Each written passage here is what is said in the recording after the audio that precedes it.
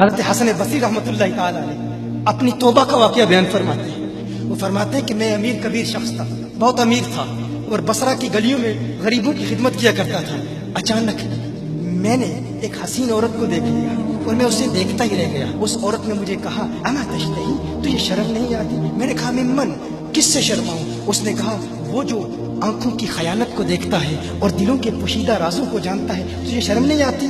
تجھے حیا نہیں آتی؟ کہا اس کا جملہ تو بہت بڑا تھا۔ حسن بصری اپنی توبہ کا واقعہ بیان فرما رہے ہیں۔ فرمایا اس کا جملہ تو بہت بڑا تھا لیکن وہ اتنی حسین تھی، ایسی خوبصورت تھی، میں پھر بھی مسلسل اسے دیکھتا رہا اور دیکھتا ہی رہ گیا۔ اور پھر آخر اس نے کہا کیوں بار بار مجھے دیکھتا ہے؟ میں نے اس عورت کو کہا کہ تیری آنکھیں اتنی خوبصورت ہیں کہ تیری جھیل جیسی آنکھوں میں ڈوبنے کا جی چاہتا ہے۔ اس عورت نے کہا اچھا تو ایسی بات کرتا ہے، تو یہاں انتظار کر۔ وہ عورت اپنے گھر میں چلی جاتی ہے۔ تھوڑی دیر کے بعد کہا میں انتظار کر رہا تھا۔ تھوڑی دیر کے بعد اس کی خادمہ آتی ہے، اس کے ہاتھ میں ایک تشت ہے اور اس تشت کے اندر اس پر ایک کپڑا ہے۔ کہا میں نے کپڑا اٹھایا تو اس میں اس کی 2 آنکھیں تھیں۔ اس نے اپنی 2 آنکھیں نکال کے اپنی خادمہ کو دے دی کہ اس کی وجہ سے اس کا دل دین سے دور ہوا ہے، مجھے یہ آنکھیں نہیں چاہیے۔ کہا اس پر ایک کاغذ تھا، کاغذ پر لکھا ہوا تھا مجھے ایسی آنکھوں کی ضرورت ہی نہیں جس سے ایک مرد فتنے میں مبتلا ہو جائے۔ میری بہنیں جو اس گفتگو کو سن رہی ہیں ان کی بارگاہ میں بھی عرض ہے، وہ بہنیں جو گھنٹوں آئینے کے سامنے کھڑی رہتی ہیں فقط اس نیت سے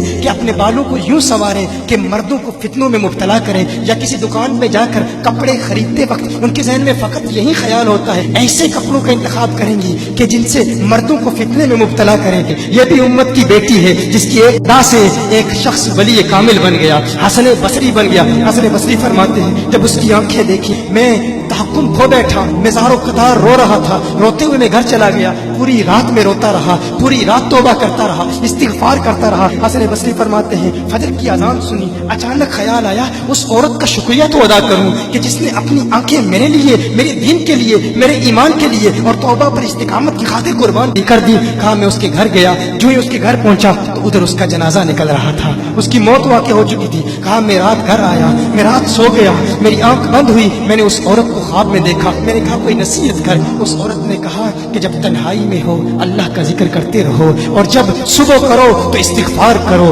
شام کے وقت استغفار پڑھو۔ کہا میں نے اس وقت توبہ کر لی، ایک عورت میری توبہ کا سبب بنی، ایک عورت کی وجہ سے مجھے توبہ پر استقامت ملی۔ یہی حسن بصری پھر وہ واقعہ بھی آتا ہے، وہ دور بھی آتا ہے، ان کا ڈر کتنا ہے، ان کا تقویٰ کتنا ہے، پرہیزگاری کتنی ہے۔ یہی حسن بصری، ایک دن ایک شخص نے حسن بصری رضی اللہ تعالی عنہ سے کہا ہے حسن بصری کیا آپ جانتے ہیں کہ جہنم سے جو شخص سب سے آخر میں جہنم سے نکالا جائے گا اور پھر یا حنانو یا منانو پڑھتا ہوا جہنم سے باہر نکلے گا؟ حسن بصری فرماتے ہیں کاش میں وہ شخص ہوتا، کاش میں وہ شخص ہوتا۔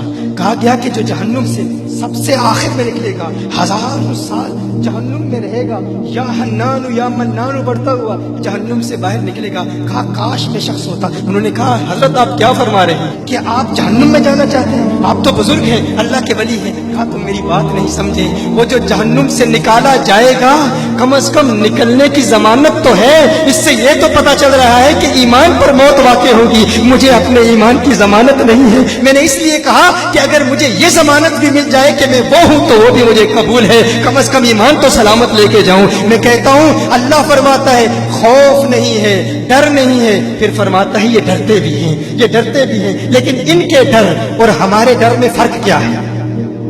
ان کے ڈر اور ہمارے ڈر میں فرق کیا ہے؟ وہ ایک سے ڈرتے ہیں، کسی دوسرے سے نہیں ڈرتے۔ فرق کیا ہے؟ وہ ایک سے ڈرتے ہیں، ایک سے ڈرتے ہیں، کسی دوسرے سے نہیں ڈرتے۔ ہم اس ایک سے نہیں ڈرتے، اسی لیے ہر ایک سے ڈرتے۔